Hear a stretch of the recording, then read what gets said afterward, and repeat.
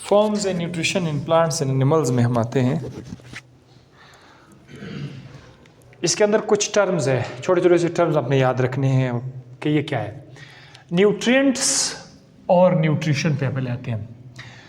हर वो चीज़ जो आपके जिस्म के लिए ज़रूरी है, जो आपके जिस्म के ग्रोथ में इजाफा करते हैं, जो आपके जिस्म के अंदर मेटाबोलाइज होकर के आपको एनर्जी देता है, ये तमाम की तमाम चीज़ें किस में आएंगे? न्यूट्रिएंट्स में आएंगी। आपके जिस्म को कार्बन चाहिए कि नहीं?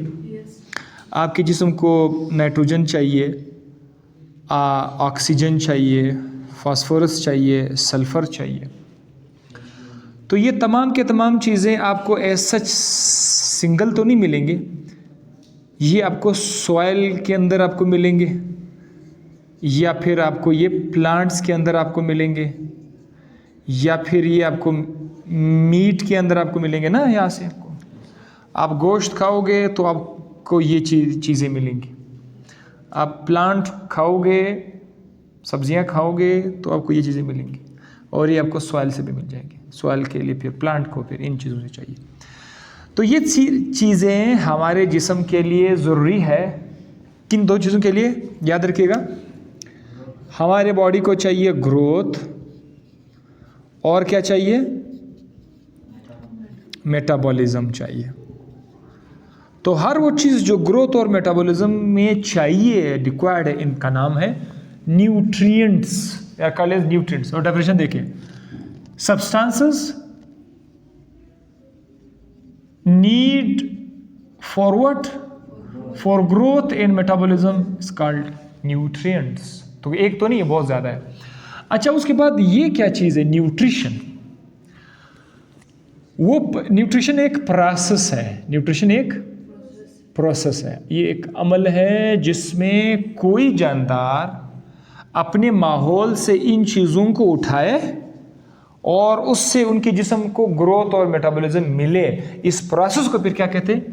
न्यूट्रिशन। हम और आप खाना खाते हैं ना, खाना हम लोग खुद ही बनाते हैं बॉडी के अंदर, या ये हमें माहौल से मिलता है? माहौल से मिलता है। तो हम लोग जो प्रोसेस कर रहे हैं, दिस इज कॉल्ड न्यूट्रिशन। हम और आप सब न्यूट्रिशन करते हैं। क्या बात है इसका? हम और आप न्यूट्रिशन करते हैं मीन्स हम अपने माहौल से चीज़ें लेते हैं और अपनी बॉडी में उसको इस्तेमाल करते हैं। खुद इस्तेमाल हो जाता है, हमारे कंट्रोल में नहीं है कि मैग्नीशियम तुम आज इंतज़ार करो, कल परसों आप हड्डी के अंदर चले जाए मेहरबानी करके और हड्डी को थोड़ा सा बढ़ा दो। ऐसा है ना? ऐसा तो हम लोग नहीं है। हम लोग लाते हैं, खाते हैं, अंदर अल्लाह जाने क्या होता है उसके साथ, है ऐसा ही है।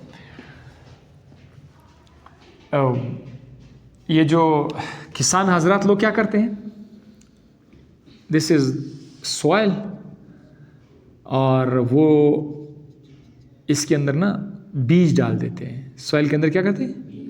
बीज डाल देते हैं। ये बीज मिट्टी के नीचे आ जाता है, और इसने खाली इसको पानी देना था, और फिर उसके बाद इस बीज का खुल जाना, बीज से एक छोटा सा नन्हा सा पौधा का निकल जाना, फिर उससे पत्ते का आना, और फिर उसे गंदम या वीट, ताकि इस शख्स को बाद में इसका कुछ खर्चा मिले। ठीक है, वो खा भी लेता है और उसको बेच के उसे पैसा भी कमाते हैं। इसकी मेहनत कहाँ तक महदूद है? इस शख्स की मेहनत, उसने तो खाली बीज डाल दिए, बाकी दिन उसी वक्त उस बीज के अंदर जो कुछ हो रहा था, पानी आया, उसके छिलके को खोल दिया और फिर पानी अंदर गए, उधर से एंजाइम काम करना शुरू कर दिया और मेटाबॉलिज्म अंदर स्टार्ट हुआ। जिंदा चीज़ है ना ये तो। मेटाबॉलिज्म स्टार्ट हुआ और उससे छोटा सा पत्ता निकला, खुराक स्टोर था वो निकलना हो रहा था। इसको पता भी नहीं था, ये तो सो रहा था, ये तो 1-2 हफ्ते तो ये तो सो रहा था, तो पता भी नहीं था। अल्लाह ताला कुरान में लोगों से ये कहता है कि क्या आपको पता है कि बीज डालने के बाद जब आप बीज फेंक देते हैं तो उसको ग्रो करने वाला कौन है? ये तो ज़रा अल्लाह है। सो दैट इज़ वाई आपके सोचने के लिए भी एक बहुत सारी है। याद आया मुझे कि बॉडी के अंदर जो कुछ हो रहा होता है, हम कहते हैं हमारी बॉडी है, हमारी बॉडी है, दिस इज़ माइंड। कब्ज़ा ग्रुप है, हम लोग सारे कब्ज़ा गिर है, हम हैं। تو کوئی چیز آپ کے اختیار میں نہیں ہے, بیج آپ کے اختیار میں نہیں ہے, آپ نے خالی پانی دے دیا اس کا گرو کرنا. پھر اگر وہ ایک چھوٹی سی بیماری, وہ انزائم کام کرنا بند کر دیں گے, کوئی بیج ہمت ہی نہیں کرے گا کہ مٹی سے اپنے آپ کو باہر نکال دے, سارا کا سارا خراب ہو جائے گا, کام ہی نہیں کرے گا. سو بہرحال یہ کچھ نشانیاں آپ کو اس طرح سے قرآن کو پڑھتے ہوئے, تفسیر کرتے ہوئے آپ کو بہت ساری عقل والی چیزیں ملیں گی. لیکن مجھے افسوس کی بات یہ ہے کہ ہم ان چیزوں سے کافی دور ہیں, اور میں روکتا نہیں ہوں. میں کہتا ہوں اسٹوڈنٹس کو یہ اچھا لگے یا برا لگے, جیسا بھی ہے, میں جس انوائرمنٹ کے اندر ہوں, مجھے ان چیزوں سے سب سے زیادہ فوکس اپنے اسٹوڈنٹس کے مین ٹارگٹ پر ہے. کہ مجھے پتہ ہے یہ میں نے پڑھا تھا, میں نے سیکھا, اچھا ٹھیک ہے میں پڑھا رہا ہوں, میں پیسے کما رہا ہوں, but this is not my life. پہلے ایک زمانے میں میری لائف ٹارگٹس تھے یہ کہ چیزوں کو سیکھا. اچھا مجھے پتہ نہیں تھا کہ بعد میں نے دیکھا کہ یار یہاں تو دنیا میں آ کر تو بھائی پتہ ہی نہیں چلتا کوئی بندہ مر جاتا ہے, اور چیزیں اختیار میں بھی نہیں ہے. میں بیمار ہوتا ہوں اور میری مرضی کے بغیر میں بخار میں مبتلا ہوتا ہوں. میں نے کہا یار بیماری کیوں آ رہی ہے, میری مرضی کے بغیر آ رہی ہے, میں نے بیمار نہیں ہونا ہے, اور بیماری دھڑا دھڑ آتی رہتی ہے. سمجھے, بیماری آ رہی ہے اور میرے کنٹرول میں نہیں ہے. تو میں نے کہا یار جسم تو اپنا ہی نہیں ہے. پھر جا کے سوچنا شروع کر دیا یہ ہو کیا رہا ہے یہاں پر. قبضہ کرنے والا تھا, ابھی بھی تھوڑی تھوڑی چیزوں پر قبضہ کیا ہوا ہے میں نے, اللہ معاف کرے, لیکن یہ کہ کافی حد تک سیٹل ہو گیا کہ قبضہ مافیا گروپ سے بچانا ہے اپنے آپ کو.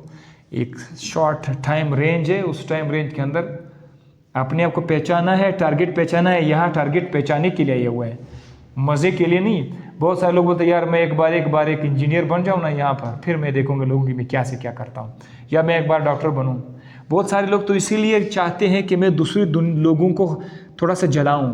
یس, دس از ویری, بہت بڑی بیماری ہے کہ ہم کہتے ہیں کہ لوگوں کو جلائیں. ایک بار میرے گھر میں نا میں بن جاؤں ڈاکٹر, ایک بار میرے پاس تاکہ میرے وہ جو چچزاد ہے, میرے وہ جو چاچو ہے, اس کو نہ پتہ چل جائے نا کہ میں کیا ہوں. یس, دس از, یہ بیماری ہے. اور اکثر لوگ صرف اسی لیے کرتے ہیں. اسی لیے تو ہمارے ہر گھر میں کلوزسٹ ریلیٹیوز میں یہ بیماری کی شکل میں آئی ہوئی ہے. ہمارے دلوں پر ایسے بیٹھی ہوئی ہے کہ جتنا نیچ دکھائے باقی لوگوں کو جتنا, اتنا ہی مزہ آتا ہے. اینڈ دے آر ویٹنگ کہ کہیں نہ کوئی پرابلم نظر آ جائے, کوئی کسی کے گھر میں کوئی نقصان ہو جائے, کچھ ہو جائے, تاکہ ان کو تھوڑی سی سکون ملے. اور یہ بیماری آپ کو اس طرح سے کر دے گا. پھر لوگوں کو نقصان ملے گا تو آپ کو سکون ملے گا. آپ کو جب کوئی بندہ خوش ہوتا ہوا دیکھیں گے آپ بیمار ہو جائیں گے. یہ اگر تکبر کی بیماری اپنے اندر اس کو اجازت دے دیا تو اس طرح سے لوگ اعصابی بیماریوں میں پریشان والی, جو بہت سارے ڈپریشنز والی بیماریاں وہ ہمارے گھروں میں ہے. اینڈ بلیو می, ہر گھر میں ہے, ہر گھر میں ہے. چاہے ابو ہے, چاہے امی ہے, چاہے سسٹر ہے, وہ لوگ اس بیماری میں مبتلا ہو چکے. ماں سے ان لوگوں کے ایکسیپٹ بہت کم ہے جن کو پتہ چل گیا کہ میں اس دنیا میں عارضی طور پر آیا ہوں یا آئی ہوئی ہوں, اور میرا ٹارگٹ یہ ہے, میں نے جانا ہے. مجھے نہ تو غرور کی ضرورت ہے, نہ کسی کو یہ شوشہ دکھانے کی ضرورت ہے. میں ایک شریف النفس انسان ہوں, اللہ کا ایک بندہ ہوں, کمزور ہوں بہت زیادہ. اس کے منہ سے کبھی بڑی باتیں بہت کم نکلے گی تو وہ استغفار کرے گا. وہ کبھی بھی نہیں کہتا ہاں میں ایسا ہے, وہ ایسا ہے, میرا یہ تو ایسا ہے, میرا وہ فلانا ایسا ہے, وہ کبھی نہیں نکلے گا. باقی عذاب ہے. تو یہ آپ کو میں بتا رہا ہوں, آپ لوگ کوشش کریں کہ اپنے ٹارگٹ کی طرف آ جاؤ. سمجھو اس کو, دین کو سمجھنے کی مکمل کوشش کرو تاکہ آپ کی بیماری ختم ہو جائے. اس دنیا میں آپ کو پیسے آ جائیں گے, کمائی آپ کا خوراک کبھی کم نہیں ہوگا, ملے گا, لیکن آپ کو ایک ٹارگٹ بعد میں ملے گا کہ اچھا دس واز مائی لائف. کھانا پینا نوکری جاب یہ سب سائڈ پہ کریں, بولے اچھا this was my life. Because کچھ چیزیں ایسی پتہ نہیں چلتا, جب آپ بستر مرگ پہ پڑیں گے, ڈیتھ آئے گی کہ نہیں آئے گی سب کو, وہ تو مر جائیں گے, کل غائب ہو جائیں گے. نہیں سر تو موت والی باتیں کرتے ہیں, میں نے نہیں جانا ہے. نہیں, میرا ایک دوست تھا, بڑا پیارا دوست تھا, وہ ابھی اس میں ہے دبئی میں. اب تو بہت زبردست, میں اس کو جب کبھی بولتا میں نے کہا یار دیکھو, وہ تھوڑا سا کوشش کرتے ہیں کہ مطلب انجوائمنٹ زیادہ کر لے اور یہ والی باتیں کم سے کم ہوں. تو میں اس کو بار بولتا یار ایسا نہیں کرو یار. میں نے کہا یار آپ میرے دوست ہو تو میں آپ کو یہ بتا رہا ہوں. میرے جو کلوزسٹ آتے ہیں نا, جو قریب آتے ہیں, تو اس کو یہ بات بتانا پڑتا ہے. अगर मैं आपको इस तरह अंदाज में रख दूं कि भाई कोई मौत नहीं है, कुछ नहीं है, कल को मेरे सामने मेरे अपने स्टूडेंट्स, मेरे दोस्त, मैंने उनको मरते हुए देखा, उनकी डेथ हुई, पता ही नहीं चला। स्टूडेंट्स तो आपने क्यों कब्जा किया हुआ कि यानी मुझे भी आ सकता है, मैं खड़ा खड़ा जितना भी एक्सरसाइज करूँ, जितना भी अपने आप को हेल्दी रखूँ, मुझे अपने आप पर भरोसा नहीं है कि मैं कब तक जिंदा रहूँ। तो जो हकीकत है मैं क्यों उसको छुपाऊँ आप लोगों से? So that is why. इसकी तरफ आ जाओ, बोर होना है नहीं होना है वो आपकी मर्जी है, इससे पहले कि आंखें बंद हो जाए। अच्छा, तो हम लोग कहाँ पर थे?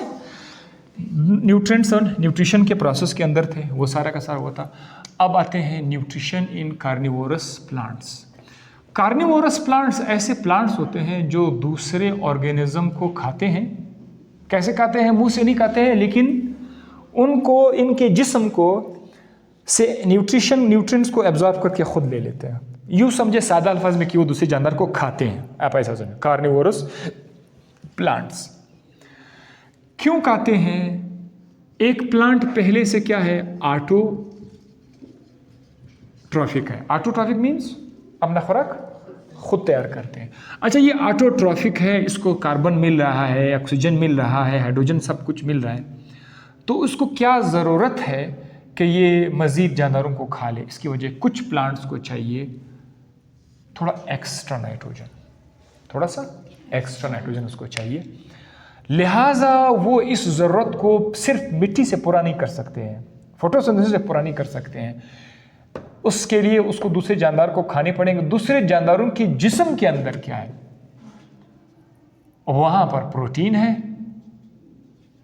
वहां पर न्यूक्लिक एसिड है, और मजे की बात यह है कि प्रोटीन के अंदर भी नाइट्रोजन है, न्यूक्लिक एसिड के अंदर भी नाइट्रोजन है। तो लिहाजा इन जानदारों को खाकर उसको क्या मिलेगा? नाइट्रोजन मिल जाएगा। सही है। ऐसे प्लांट के पास इस जानदारों को पकड़ने के लिए कुछ न कुछ तो होना चाहिए। आमतौर पर प्लांट के पास लीफ होता है, इस तरह के लीफ से वो काम नहीं चला सकते हैं, जानदारों को खा नहीं सकते हैं। प्लांट के पास जानदारों को खाने के लिए जो बंदूक है, जो शिकार के पास आता है, वो इसका लीफ है, लेकिन इस तरह की शक्ल में वो नहीं पकड़ सकते। इस लीफ के शक्ल को चेंज करना पड़ेगा। Suppose some time make like this, picture type का कुछ लीफ वो इस तरह से बनाते हैं, पिक्चर टाइप का बना लेते हैं।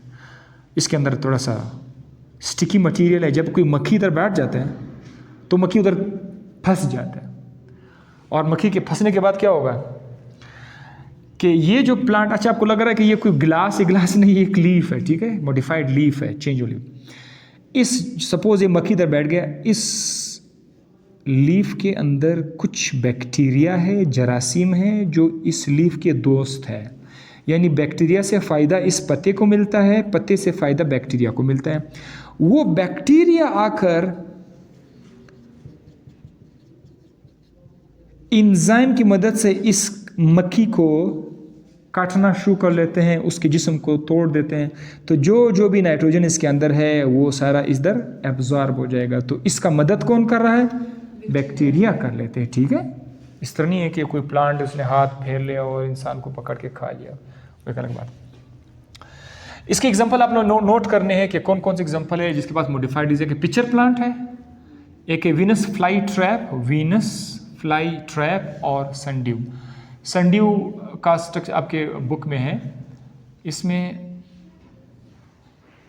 इस प्लांट के पास कुछ ऐसे कांटेदार स्ट्रक्चर है लीफ, कांटेदार स्ट्रक्चर, उस पर जैसे शबनम के कतरे गिरे हुए होते हैं, यहाँ पर ग्लैंड्स है, वो पानी निकाल देता है। इधर भी पानी खास किस्म का लिक्विड है, और ये चिपचिपा चीज़, कोई चीज़ के साथ तो चिपक जाता है। तो इधर कोई मक्खी इधर बैठते ही वो इधर फंस जाते हैं। तो दिस सनड्यू का है। और इसी तरह से पिक्चर में वीनस फ्लाई ट्रैप में फिर वो बिल्कुल दो साइडेड लीफ होता है। दो साइडेड लीफ इस तरह से होता है कि जैसे मैं अपने हाथ को इस तरह बंद कर लेता हूँ तो उसके दो पत्ते भी इस तरह से बंद हो जाते हैं। ये पहले खुले हुए होते हैं, बीच में कांटेदार से तेज़ स्ट्रक्चर्स हैं। कोई मक्खी वगैरह इधर बैठ जाता है तो एकदम से ये दोनों साइड्स बंद हो जाते हैं, मक्खी फंस जाता है। फंसने के बाद जो कुछ मैंने इधर बताया था वो वहाँ पर होगा। अच्छा, न्यूट्रिएंट्स हमारे पास टोटल जो है 16 है, तक 16 न्यूट्रिएंट्स हैं जिसमें से कुछ बहुत ज़्यादा इस्तेमाल होते हैं, कुछ ज़्यादा इस्तेमाल होते हैं, उनका नाम क्या है? मैक्रोन्यूट्रेंट, नीड इन लार्ज क्वांटिटी, ज़्यादा अमाउंट में चाहिए, दे आर कॉल्ड मैक्रोन्यूट्रेंट्स। इनकी तादाद 9 है, और ये कौन से? कार्बन है, हाइड्रोजन है, नाइट्रोजन है, ऑक्सीजन है, फास्फोरस है, पोटाशियम है, सल्फर है, कैल्शियम है, मैग्नीशियम है। इसी तरह कुछ ऐसे चीज़ें हैं जो कि नीड है लेकिन लेस अमाउंट में, थोड़े से अमाउंट में चाहिए।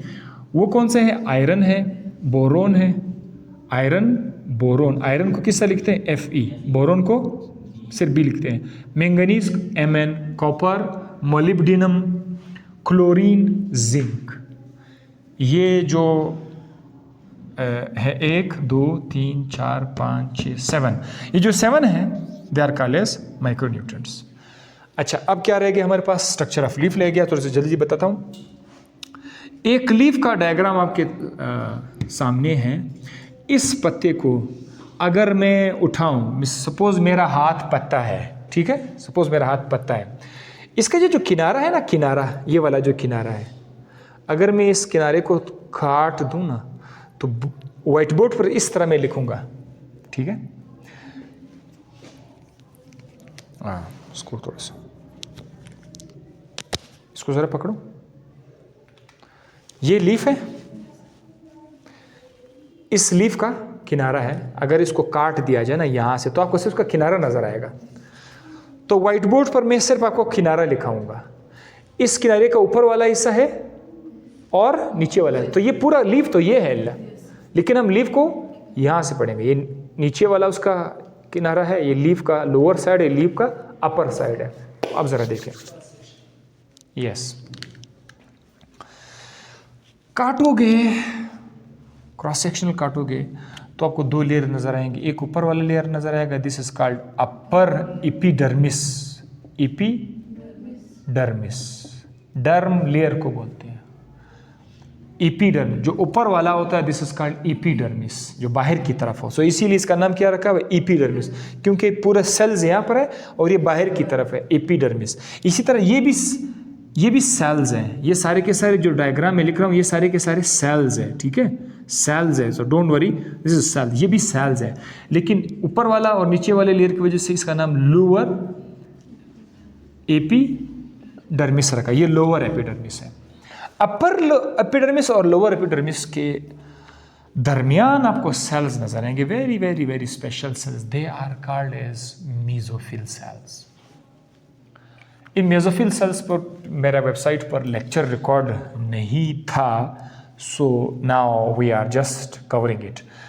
मेसोफिल सेल्स में हमारे पास क्या है? इसको नाम क्या है? Parenchymatous cell. ये पैरेनकाइमेटस सेल आपको कई जगहों पर नजर आएगा। ये लफ्ज़ कई जगहों पर नजर आएगा। जनरल नाम है, जनरल खास नाम नहीं है। पैरेनकाइमेटस सेल्स ऐसे सेल्स होते हैं जिनके वॉल पतले होते हैं और वो जिंदा सेल्स होते हैं। इस तरह से एक और अजीब सा लफ्ज़ है, आपको बिल्कुल भी अच्छा नहीं लगेगा, स्क्लेरेनकाइमेटस। स्क्लेरेनकाइमेटस, स्क्लेरेनकाइमा। ये भी सेल्स होते हैं लेकिन मरे हुए सेल्स, डेड सेल्स होते हैं। तो मेसोफिल दरअसल क्या है? पैरेनकाइमेटस सेल्स हैं।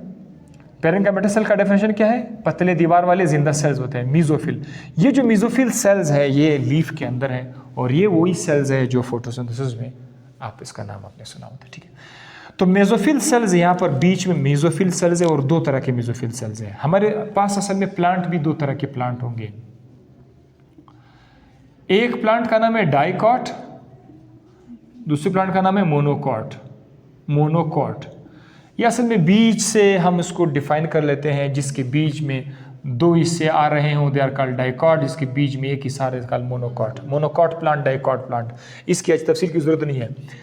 तो जो डाइकॉट प्लांट होते हैं उनमें कुछ मेसोफिल सेल्स एक दूसरे के, एक तो लंबे लंबे होते हैं और बहुत क्लोजली पैक होते हैं, स्पेस ही नहीं होता, यहाँ पर स्पेस ही नहीं होता, ये बिल्कुल क्लोजली पैक होता है। 1 cell, 2 cell, 3 cell, 4 cell, 5 cell, 6 cell, 7 cell, 8 cells, 9 cell, इस तरह से क्लोजली पैक है, बीच में कोई स्पेस नहीं है। ऐसे सेल्स का नाम क्या है? पैलिसेड मीजोफिल सेल्स, ये पैलिसेड आ गया, पैलिसेड टर्जिट पैक होते हैं। नीचे कुछ सेल्स आपको नज़र आएंगे जो कि ज़्यादा हैं लेकिन उनके बीच काफ़ी ज़्यादा स्पेस है, स्पेस है। दे आर कॉल्ड एज, ये सब के सब क्या नाम आएगा इसका, स्पॉन्जी मीजोफिल सेल्स। ये स्पॉन्जी है, स्पॉन्जी क्यों इसको कहा जा रहा है, इसमें स्पेस है, इंटरसेल्युलर स्पेस इसको बोलते हैं, इंटरसेल्युलर स्पेस के दरमियान स्पेस है, हो जाए इसके अंदर स्पेस नहीं है। सो स्पॉन्जी मेसोफिल है, पैलिसेड मेसोफिल सेल्स। अब ये जो लोअर एपिडर्मिस होता है, यहाँ पर कुछ लोबिया की तरह कुछ सेल्स होते हैं, बीन शेप्ड, ठीक है, सेल्स होते हैं।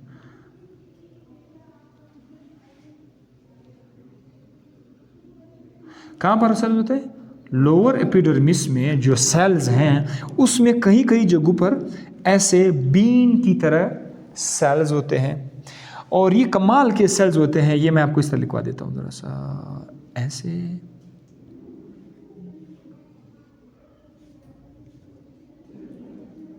ये एक सेल है, ये दूसरा सेल है।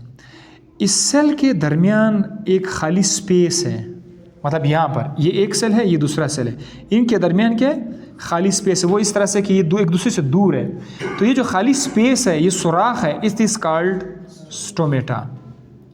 तो जो पत्ता होता है, पत्ते के लोअर एपिडर्मिस में आपको क्या नजर आएंगे, स्टोमेटा नजर आएंगे। और स्टोमेटा के साइड पर जो सेल्स होते हैं वो एपिडर्मिस के तो सेल्स हैं, लेकिन उन सेल्स का अपना स्पेशल नाम है, उनका नाम है गार्ड सेल्स, गार्ड सेल्स उसको बोलते हैं, गार्ड सेल्स। तो जहां जहां पर गार्ड सेल्स हैं वहां पर उनके बीच क्या है, स्पेस का स्टोमेटा। और ये सुराख बंद भी हो सकता है, खुल भी सकता है। इस वक्त ये खुला हुआ है। कभी कभी ऐसा होता है कि ये जो एक गार्ड सेल है, ये इसका जो जो जो जो टिप है, ये इसके करीब आ जाता है, इस तरह से करीब आएगा तो उनके बीच स्पेस ख़त्म हो जाएगा ना। स्टोमेटा इज़ क्लोज्ड, स्टोमेटा बंद है, यहाँ पर स्टोमेटा खुला हुआ है। तो गार्ड सेल के साथ आपको ये बता दिया। अब यहाँ पर ज़्यादा के मोनोफेशियल लीव्स कौन से मोनोफेशियल होती हैं। अगर किसी पत्ते के अंदर, किसी लीफ के अंदर सिर्फ और सिर्फ स्पॉन्जी मेसोफिल सेल्स मौजूद हैं, यानी सिर्फ ये वाला हो, इस तरह के सेल्स हो, ये वाला नहीं हो, तो they are called as monofacial leave. छोटे छोटे टर्म्स हैं, आपको परेशान करेंगे, लेकिन अभी से देख लो इसमें क्या मसला है। मोनोफेशियल लीव ऐसा लीव जिसमें सिर्फ और सिर्फ स्पॉन्जी सेल्स हैं और कुछ नहीं है। बाइफेशियल लीव्स क्या होते हैं, बाइफेशियल लीव्स जिसमें अपर एपिडर्मिस के साथ पैलिसेड मौजूद हो और स्पॉन्जी, यानी दो तरह के मेसोफिल सेल्स हों, स्पॉन्जी और palisade, they are called as bifacial leaves.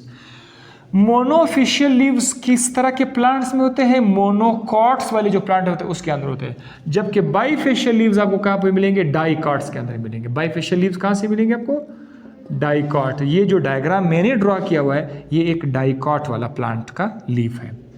अच्छा, बाइफेशियल लीफ के अंदर और क्या लिखा हुआ है, मोर स्टेमेटा ऑन द लोअर एपिडर्मिस। अगर आप इसके लोअर एपिडर्मिस को देखोगे ना यहाँ पर, तो यहाँ पर स्टोमेटा ज़्यादा है, यहाँ पर स्टोमेटा ज़्यादा है, लेकिन अपर एपिडर्मिस पर बहुत कम है, बहुत कम है। अगर कोई ऐसा लीफ जिसके लोअर एपिडर्मिस पे स्टोमेटा की तादाद ज़्यादा हो, अपर एपिडर्मिस पे कम हो, so they are called what, they are called bifacial leaves. तो बाइफेशियल लीव्स के कई डेफिनेशन आ रहे हैं हमारे पास। एक वो है कि इसमें दो तरह के मेसोफिल सेल्स होते हैं, और दूसरा ये कि उसके अंदर स्टोमेटा लोअर साइड पे ज़्यादा है। एक और तरह का सेल है, लीफ है, उसका नाम क्या है, आइसोबाइलेटरल लीव्स। ये क्या है, equal number of stomata on both layers. उसमें क्या होता है कि जितने स्टोमेटा नीचे है उतने स्टोमेटा ऊपर है, so equal number of leaves, that is called isobilateral leaves. ये डेफिनेशन भी क्लियर हो गया। मोनोफेशियल भी क्लियर हो गया, बाईफेशियल भी क्लियर हो गया, और जितने भी पॉसिबल चीज़ें थी सारी क्लियर हो गया। क्विक रिवीजन ज़रा देते हैं। न्यूट्रिएंट्स वो तमाम की तमाम चीज़ें जिससे ज़िंदा चीज़ें लेते हैं अपने जिस्म को ग्रोथ के लिए और मेटाबॉलिज्म के लिए। न्यूट्रिशन फिर वो प्रोसेस है जिसमें कोई जानदार अपने माहौल से ये चीज़ें लेते हैं। हमारे पास टोटल 16 किस्म के न्यूट्रिएंट्स हैं, जिसमें से 9 बहुत ज़्यादा इस्तेमाल होते हैं, मैक्रो, और 7 कम माइक्रो। उसके बाद आपने देखा कि कुछ प्लांट्स जानदारों को खाते हैं। क्यों खाते हैं? ताकि वो अपने नाइट्रोजन को पूरा कर सके। उसको खाने के लिए उनके पास क्या चीज़ चेंज हुआ है? उसके पत्ते मॉडिफाइड हो गए हैं। एग्जाम्पल है पिचर प्लांट, वीनस फ्लाईट्रेप और सनड्यू। लीफ के स्ट्रक्चर में हमने देखा कि लीफ के अंदर अगर काट दिया जाए तो एक लोअर एपिडर्मिस, एक अपर एपिडर्मिस है। लोअर एपिडर्मिस और अपर एपिडर्मिस के दरमियान आपको सेल्स नजर आएंगे, मीजोफिल सेल्स नजर आएंगे। अगर तो अपर एपिडर्मिस के साथ क्लोजली पैक सेल्स नजर आए, लंबे लंबे सेल्स नजर आए, बीच में कोई स्पेस नहीं हो, this is called palisade mesophyll cells. और अगर वो दूर दूर एक दूसरे से, this is called spongy mesophyll cells. ये एक सुर्ख डायग्राम मैंने आपके लिए क्लियर नहीं किया, this is called actually xylem. Xylem और फ्लोएम आपको पता है, जाइलम छोटे छोटे से पाइप्स हैं जिसके अंदर पानी ट्रेवल करता है, वाटर ट्रेवल करता है। तो जाइलम के जो वेसल्स है वो पत्तों के अंदर भी आपको नजर आएंगे। ये मैंने पहले नहीं बताया था, लेकिन अभी बताओ, जाइलम पत्ते के अंदर भी है। फिर आपने ये भी देखा कि स्टोमेटा कहाँ पर मौजूद है। हमने कहा कि एपिडर्मिस में बाज़ जगहों पर बीन शेप्ड सेल्स होते हैं जिनके दरमियान स्पेस बनता भी है, क्लोज भी होता है और बनता भी है। जब सेल्स के किनारे एक दूसरे से दूर चले जाएंगे तो स्पेस खुल जाएगा, और अगर ये सेल के किनारे एक दूसरे की तरफ आएंगे तो सेल इस तरह से उनके दूर में स्टोमेटा बंद हो जाएगा। फिर आपने ये देखा कि जिन जिन पत्तों के अंदर नीचे स्टोमेटा ज़्यादा हों, ऊपर कम हो, उसको बाईफेशियल लीव कहा जाएगा। और अगर दोनों तरफ इक्वल तादाद में स्टोमेटा है, दिस कॉल्ड आइसोबायलेटरल लीव्स। इसी तरह से मोनोकॉट और डाइकोट भी आपको समझा दिया। सो इंशाल्लाह ये फर्स्ट ईयर बायो यहाँ पर आके क्लोज हो गया। ये आज क्या तबाही है, सही का पकड़ो सर इसको।